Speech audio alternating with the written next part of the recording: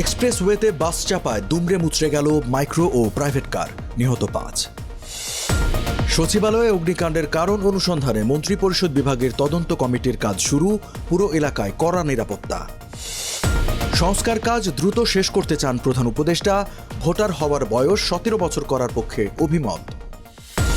নির্বাচন দেরি হলে সমস্যা আরও বাড়বে মন্তব্য মির্জা ফখরুলের, ক্ষমতায় এলে চাঁদাবাজির অস্তিত্ব রাখবে না জামায়াত।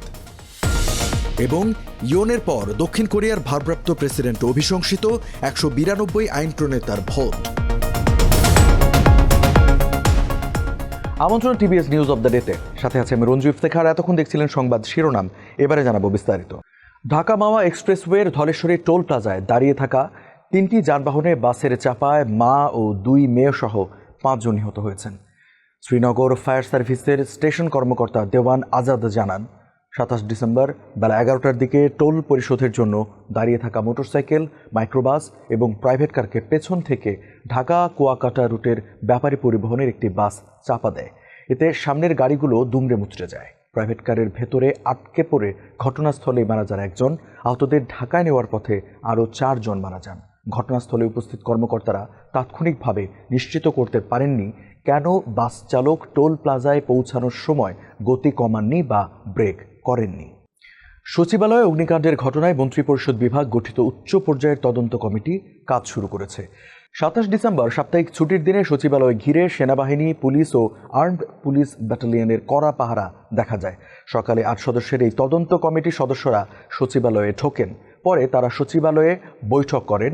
পরে তারা আগুনে ক্ষতিগ্রস্ত সচিবালয়ের ৭ নম্বর ভবন পরিদর্শন করেন।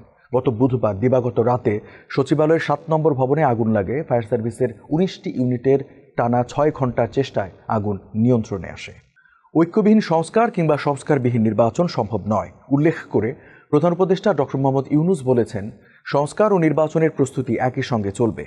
২৭ ডিসেম্বর কৃষিবিদ ইনস্টিটিউশনে ফোরাম ফর বাংলাদেশ স্টাডিজ আয়োজিত ঐক্য, সংস্কার, নির্বাচন শীর্ষক সংলাপের উদ্বোধনী অনুষ্ঠানে এক ভিডিও বার্তায় বক্তব্যকালে তিনি কথা বলেন।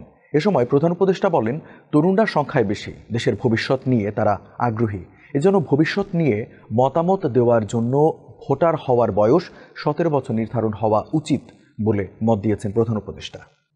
নির্বাচন যত দেরি হবে সমস্যা আরও বাড়বে বলে মন্তব্য করেছেন বিএনপি মহাসচিব মির্জা ফখরুল ইসলাম আলমগীর।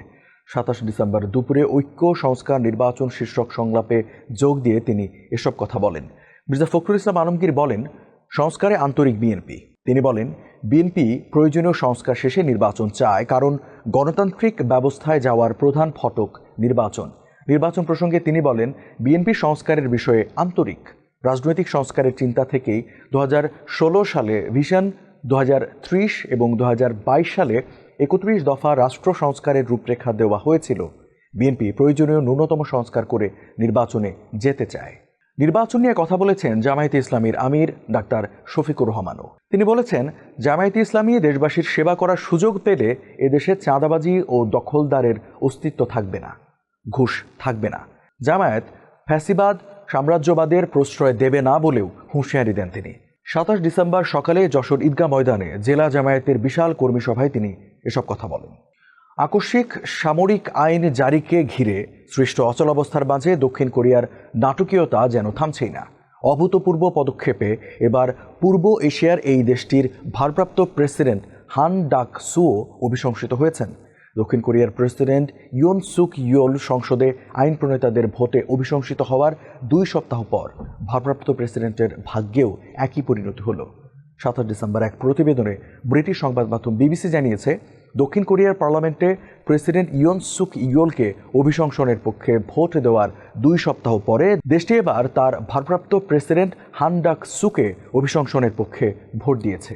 শুক্রবারের ভোটাভুটিতে মোট ১৯২ জন আইন প্রণেতা তার অভিশংসনের পক্ষে ভোট দিয়েছেন। যদিও অভিশংসনের পদক্ষেপ সফল করার জন্য ১৫১টির বেশি ভোটের প্রয়োজন ছিল। দর্শক, এই ছিল আজকে টিভিএস নিউজ অব দ্য ডেতে। এতক্ষণ সাথে থাকার জন্য ধন্যবাদ সবাইকে।